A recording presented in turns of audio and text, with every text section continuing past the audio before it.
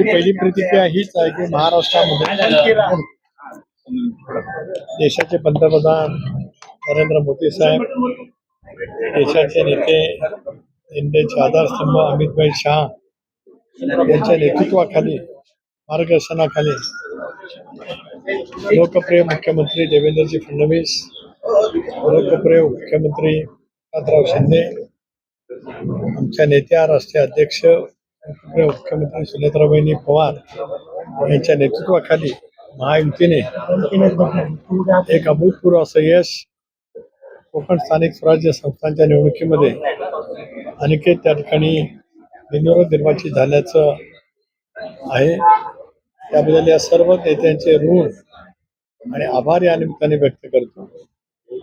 पक्षाच्या वतीने प्रदेशाध्यक्ष म्हणून, अनिकेतचे वडील म्हणून, अनिकेतचा हा दैदिप्यमान बिनविरोध निवडीचा विजय आम्हा सर्वांचे लाडके नेते, राज्याचे लोकप्रिय मुख्यमंत्री, राष्ट्रीय अध्यक्ष अजितदादांना मी समर्पित करतो.